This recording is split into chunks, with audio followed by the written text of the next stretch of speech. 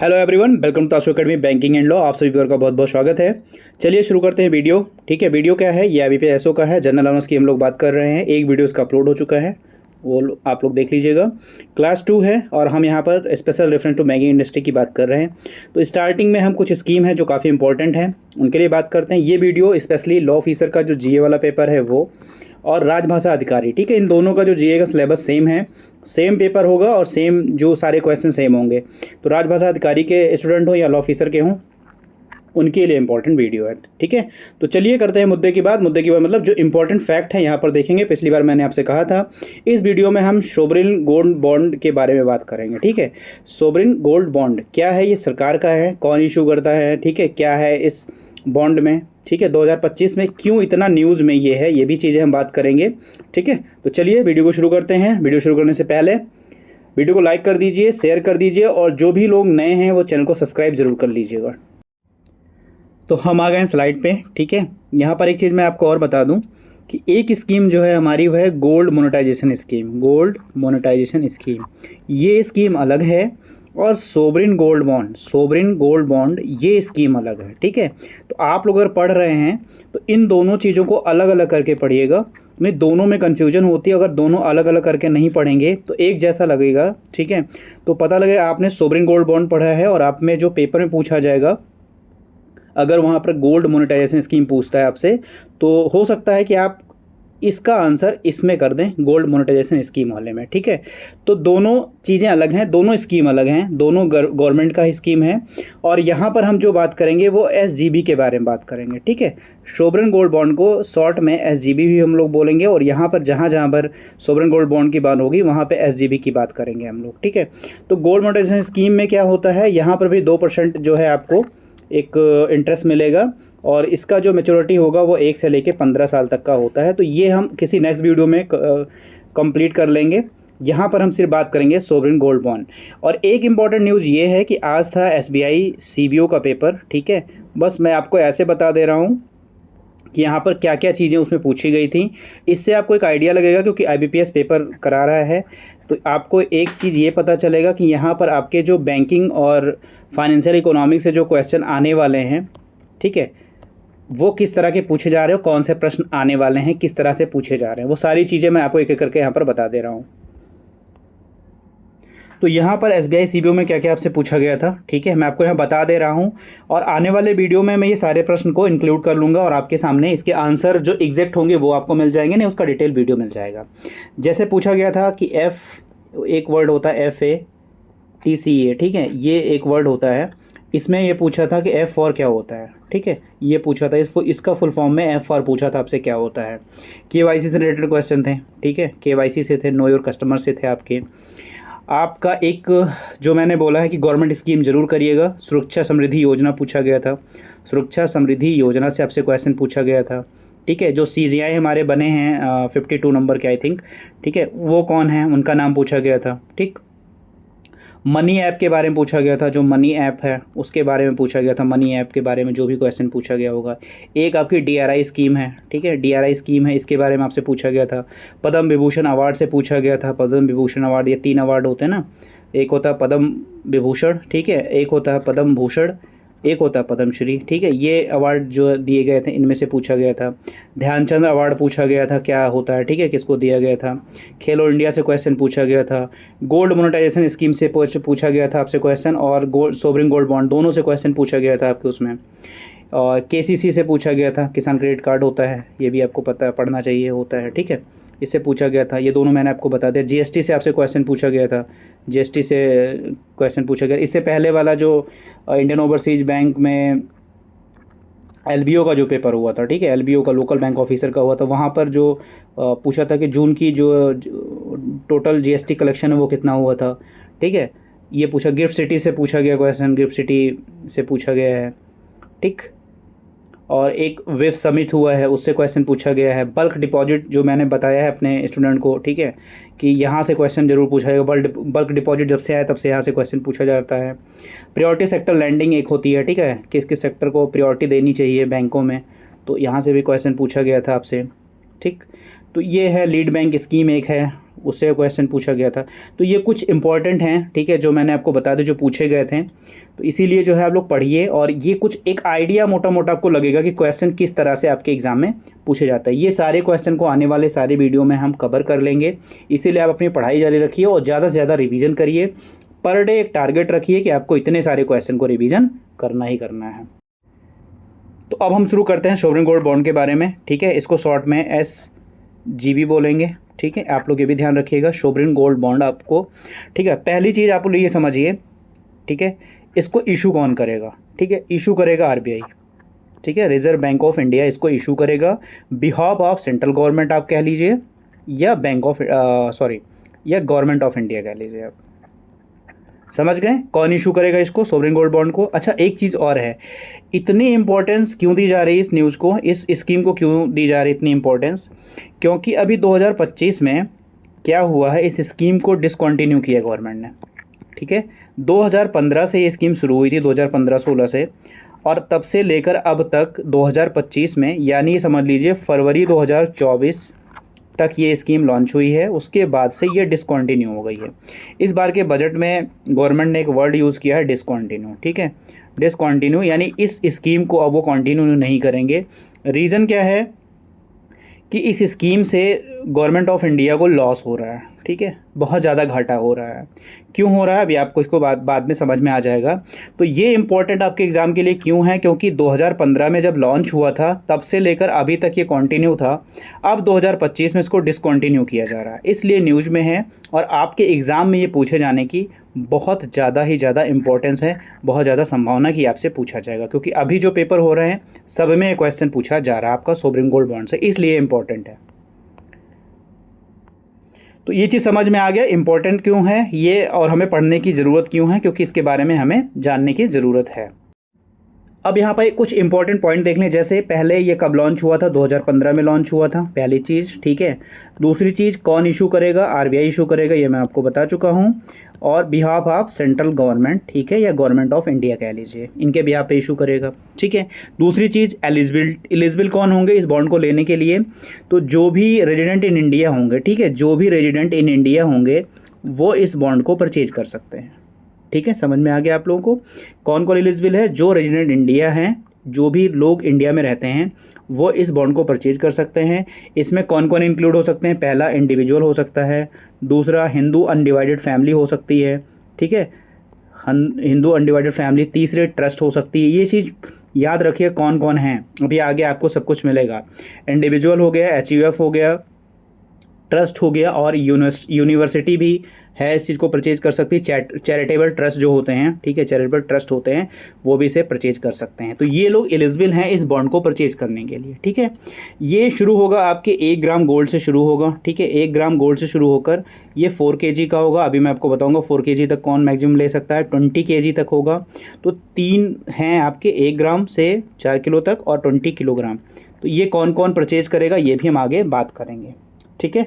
तो यहाँ पर मिनिमम जो इसका वो है वेट है, कितने ग्राम तक आप परचेज कर सकते हो, तो मिनिमम 1 ग्राम है, और मैक्सिमम 20 ग्राम और मैक्सिमम 4 ग्राम, ये आपकी लिमिट है, ठीक है।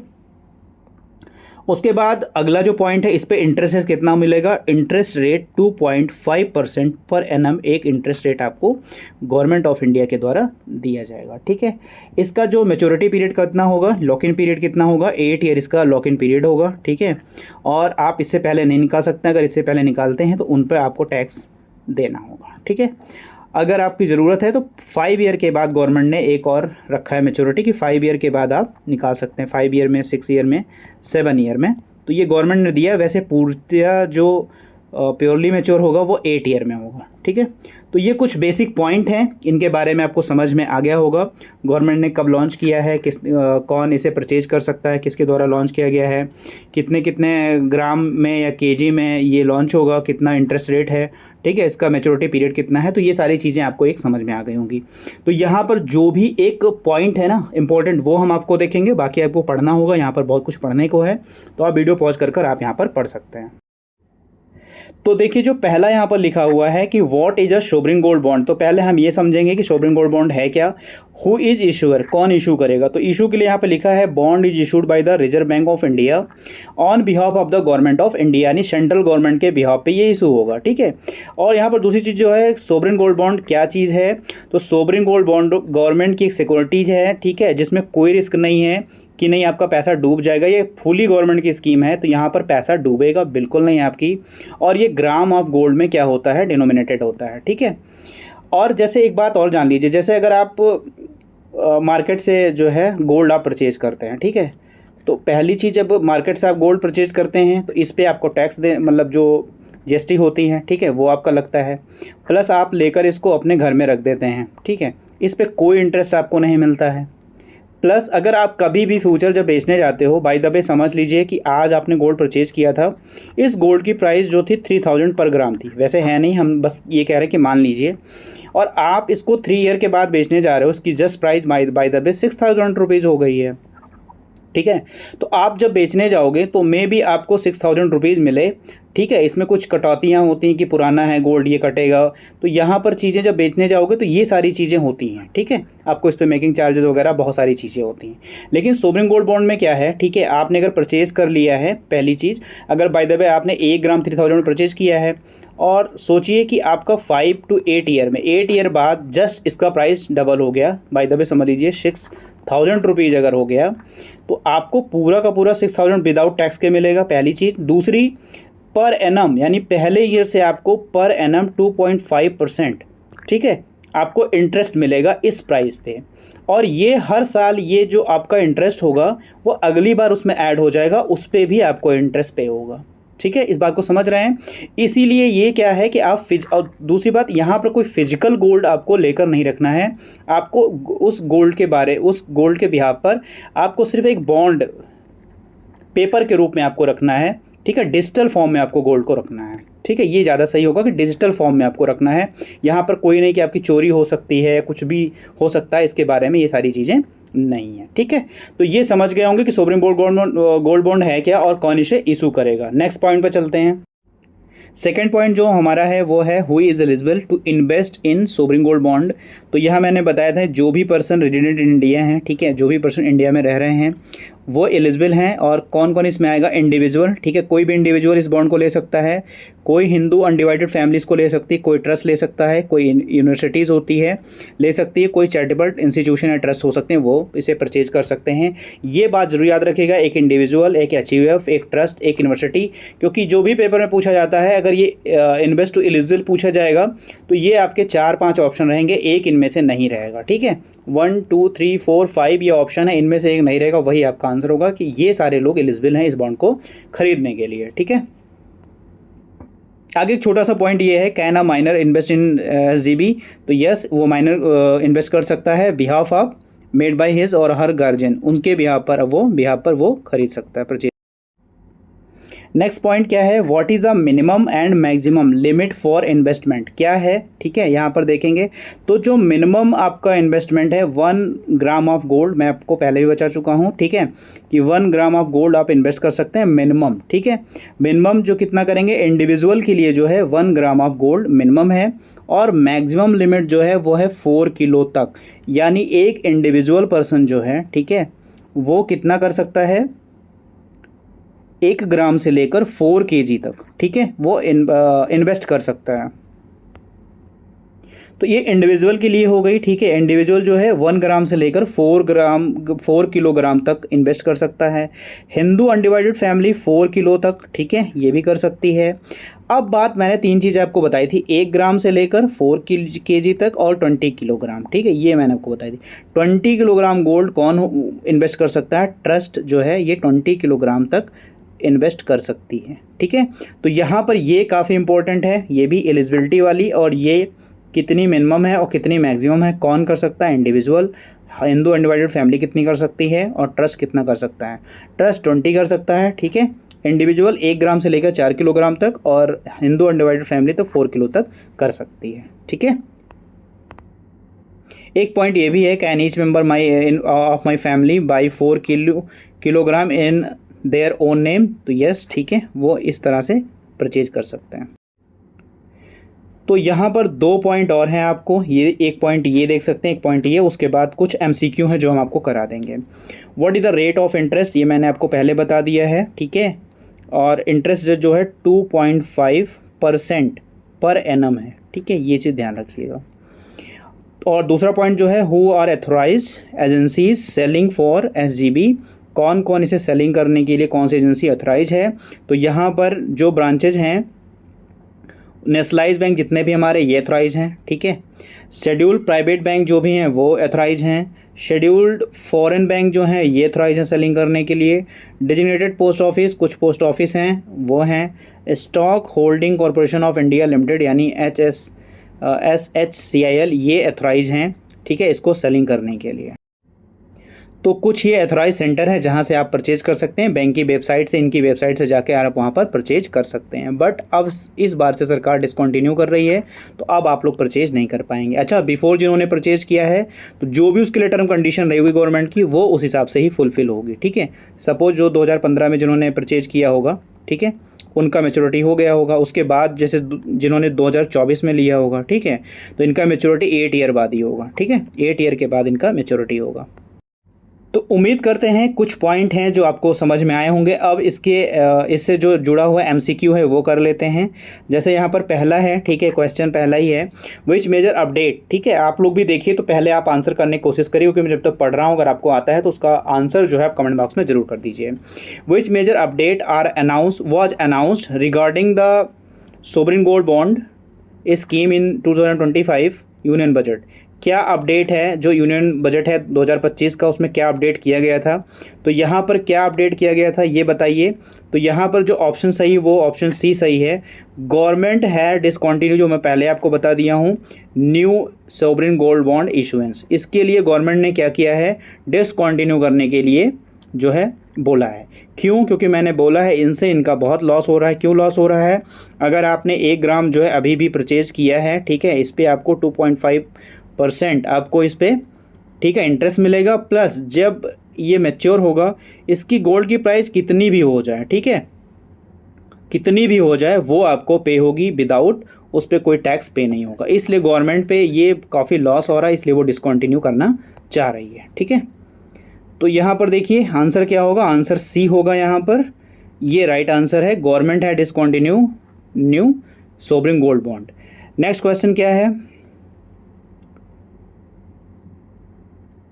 नेक्स्ट क्वेश्चन है, if you already hold existing, अगर आपने पहले से ही कुछ ये खरीद रखा है बॉन्ड ने, what the status after 2025 discontinuation of the new issuance. अगर आपने सपोज करिए 2024 में आपने परचेज किया था, ठीक है, तो अब क्या होगा उसके बाद से?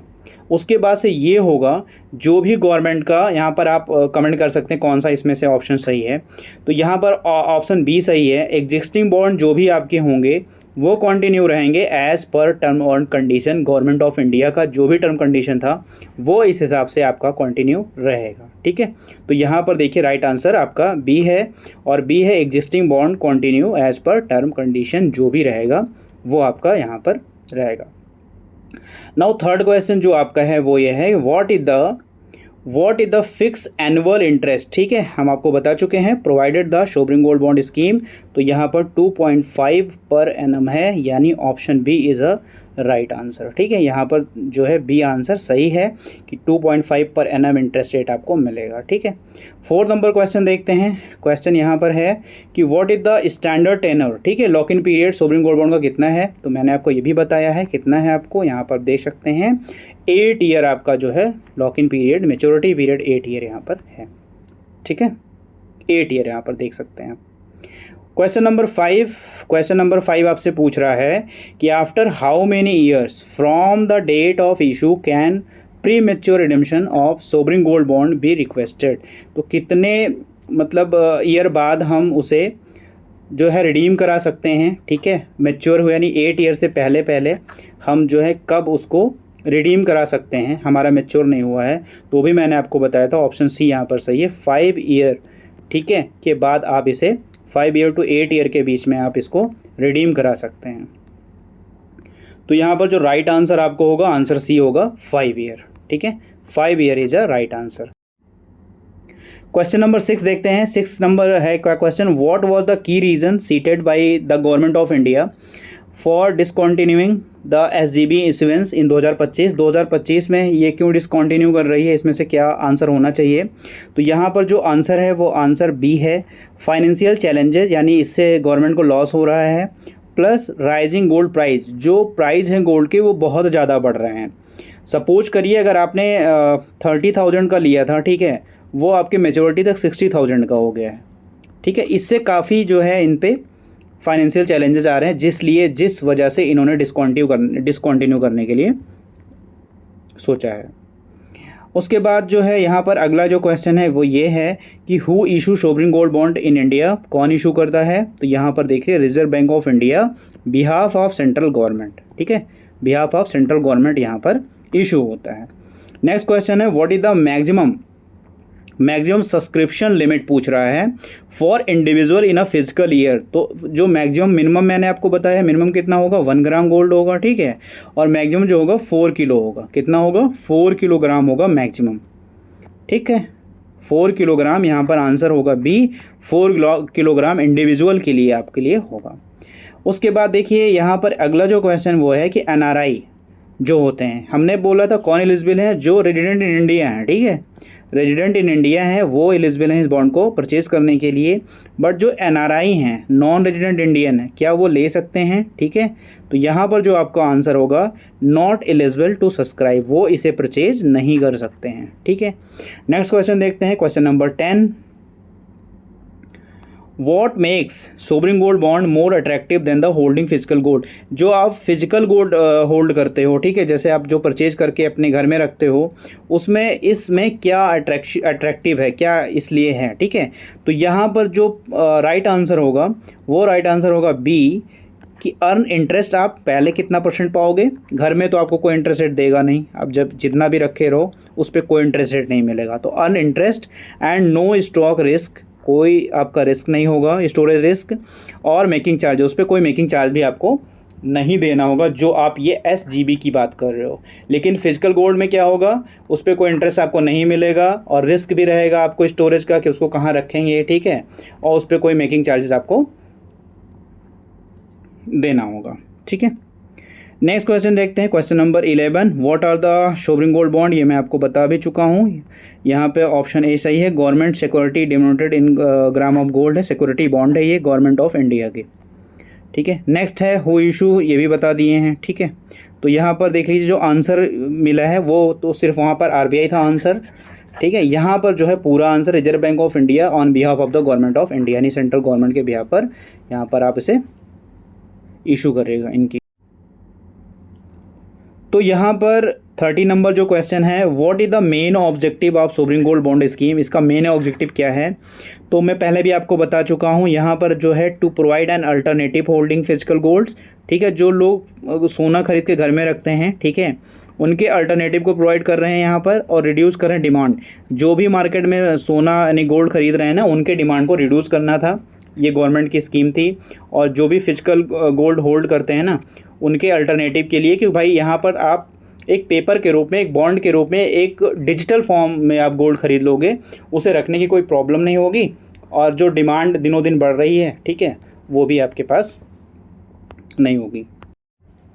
यहाँ पर क्वेश्चन नंबर 14 है, what is the minimum permissible investment in sovereign gold bond, कितना मिनिमम आप इन्वेस्टमेंट कर सकते हो। तो यहाँ पर जो मिनिमम इन्वेस्टमेंट आप कर पाओगे वो 1 ग्राम ऑफ गोल्ड कर पाओगे, ठीक है, 1 ग्राम ऑफ गोल्ड यहाँ पर आप इन्वेस्ट कर पाओगे। 15 नंबर क्वेश्चन देख लीजिए, क्या है, what is the maximum subscription limit for individual, ये चीज़ ध्यान दीजिएगा, and Hindu undivided family in a physical year, इनके लिए कितना मैक्सिमम है।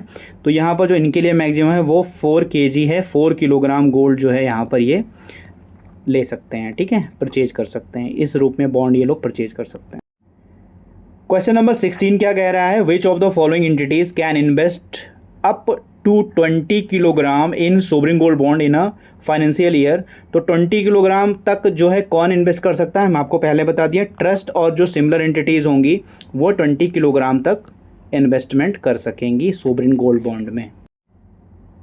क्वेश्चन नंबर 16, हो गया है। 17 देख लीजिए, what is the tenure of sovereign gold bond, क्या टेन्योर है इनका, तो 8 ईयर है इनका टेन्योर। क्वेश्चन नंबर 19 क्या पूछ रहा है आपसे, sovereign gold bond can be use for, इनमें से किसके लिए यूज कर सकते हैं, तो सोवरिन गोल्ड बॉन्ड को कोलेटरल फॉर लोन के लिए भी आप यूज कर सकते हैं, ठीक है। एक इसके ब्याह पर आप बैंक से लोन वगैरह भी ले सकते हैं। Question number 21, when was the sovereign gold bond scheme launch, कब लॉन्च हुआ था, 2015 में, यानी 2015 में लॉन्च हुआ था, ठीक है, ये आपका। और एक चीज़ और है कि ये लॉन्च हुआ था 2015 में, 2015 में लॉन्च हुआ था। डिसकंटिन्यू कब हुआ है, 2025 में ये डिसकंटिन्यू हुआ है, ठीक है, ये चीज़ ध्यान रखिएगा। एक चीज़ और ये चीज़ ध्यान रखिएगा कि फेब 2024 तक ये लॉन्च हुआ है, फेब 2024 यानी फेब 2024 तक ये लॉन्च हुआ है, उसके बाद ये डिसकंटिन्यू किया गया है। तो यहाँ पर ये चीज़ ध्यान से पूछा नहीं जा सकता, लेकिन क्वेश्चन कई बन रहे हैं, तो मे भी आपसे पूछ लिया जाए कि जब फरवरी 2024 में ये लॉन्च हुआ था तो 1 ग्राम गोल्ड का प्राइस क्या था, ठीक है। वैसे नहीं पूछा जाना, लेकिन अगर आप पढ़ रहे हैं तो ये भी आप देख लेंगे। तो एक बार हो सकता है कि क्वेश्चन अलग एग्ज़ाम में बन रहे हैं, तो मे भी ये भी आपसे एक चीज़ आप डेटा याद रख लो। तो 6263 रुपीज़, समझ गए। तो ये 1 ग्राम की प्राइस थी, 1 ग्राम ऑफ गोल्ड की प्राइस थी 6263 रुपीज़, जब ये फेब 2024 में, ये 2024 में लॉन्च हुआ था सोवरिन गोल्ड बॉन्ड, तब की ये प्राइस थी। तो एक बार इसको ध्यान में रखिएगा, क्योंकि उसके बाद से डिसकंटिन्यू कर दिया गया है, ठीक है। तो ये चीज़, और जो न्यूली प्राइस होगी अभी आपकी, ठीक है, जुलाई मंथ में, ठीक है, ये भी आप देख लीजिएगा क्या है 1 ग्राम गोल्ड की प्राइस। तो बेसिकली अगर पूछा जाता है तो आपसे यही पूछा जाएगा, वैसे ये इतना डेटा नहीं पूछा जाएगा, लेकिन आप ये भी पढ़ लीजिएगा, क्योंकि इतना हाईलाइटेड है। सरकार 2015 में लॉन्च किया था, ठीक है, और भी गवर्नमेंट ने लॉन्च किया था, अब वो डिसकंटिन्यू कर रही है। तो ये काफ़ी हाईलाइटेड क्वेश्चन है, ये आपके एग्जाम में ज़रूर पूछे जाएंगे। तो ये कंप्लीट आपका सोवरिन गोल्ड बॉन्ड से हो गया है, ठीक है। जो भी क्वेश्चन बनेंगे यहीं से बनेंगे। नेक्स्ट स्कीम में आपको देखो क्या कराता हूँ, जो भी पेपर इधर हो रहे हैं, ठीक है, बैंकिंग के जो भी क्वेश्चन कलेक्ट हो पा रहे हैं वो हम आपको 1 बाय 1 करके करवा देंगे, ठीक है। आप अपना प्यार और सपोर्ट ऐसे देते रहिए। मिलते हैं नेक्स्ट वीडियो में। God bless you to all, thank you for watching.